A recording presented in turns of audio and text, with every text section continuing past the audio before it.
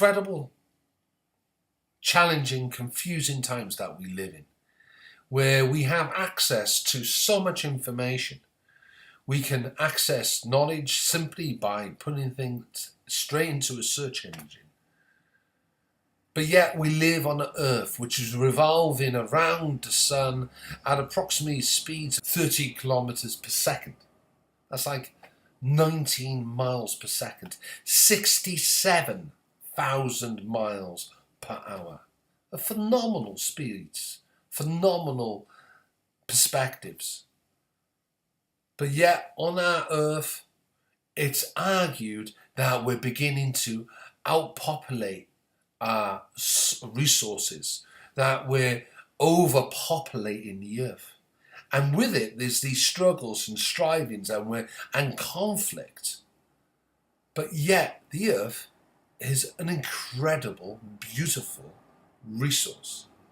Could it not be that we're just manning it wrong? That we're literally, our stewardship skills have literally are now seriously outdated, and we need to review. Could it not be that we're just literally going through the birth pains of seeing that which is outdated passing as we step into a new era of thinking, of accommodating, of being open, about being transparent? So here's the thing. When I look at the Earth, yes, we have a population of 7.5 billion people that live upon this planet. Now that's phenomenal in one sense, and I could see why some people may begin to think, well, we just haven't got enough. Well, if we're going to continue down this pathway of trying to populate all these small places, at the neglect I heard of this huge pieces of land, so I can drive from here all the way up to Edinburgh, from literally from south to north. I can drive all the way, and as I do, I'll pass fields upon fields upon fields of empty green fields. It looks beautiful.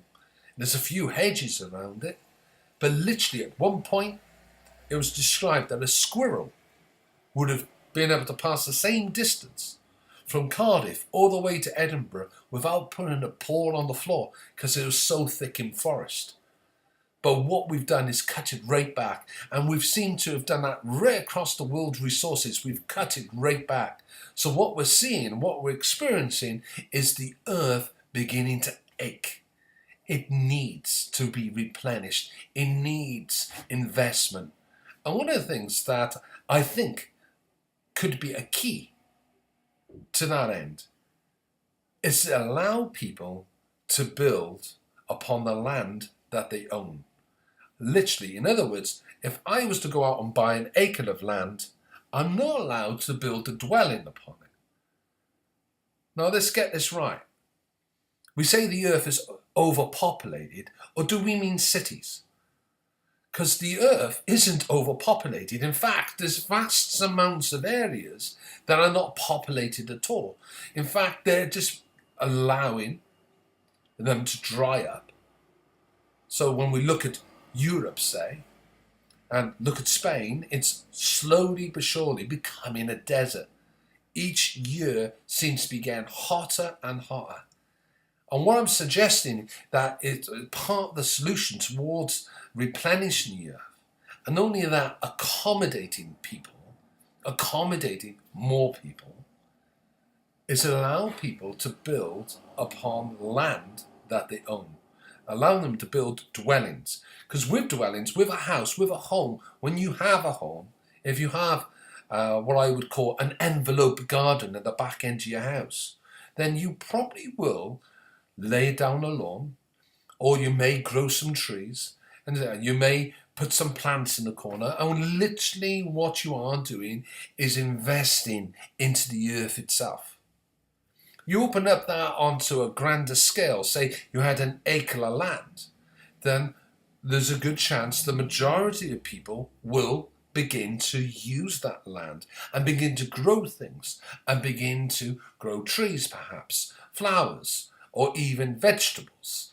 And with it, you would begin to feed the earth and its wildlife. So literally insects, bees, beginning to feed off the flowers that we grow, trees. So you have birds nesting inside the trees. Literally the whole cycle beginning to replenish the earth, acre by acre. So with that, as we step in through, what we're seeing is a resistance. We're seeing prejudice beginning to flare up, where people are literally blaming each other rather than taking responsibility of, we all have a part here. We all live upon this earth. We all part of this beautiful place that we call earth. And we have a responsibility of accommodating people and replenishing the earth that we live in. And I think we can do that. So there is hope. There's grand hope. And there's beautiful hope. And the one thing I heard said a long time ago is, hope is the last thing that we let go of. Well, we're way, way, way away from that. All we're seeing is birth pains as people are beginning to move forward and beginning to wake up. And we do need an advancement. We do need a revolution of our mind, spirit, and body. We need a revolution in the sense of a great awakening, of replenishing this earth and embracing each other with love.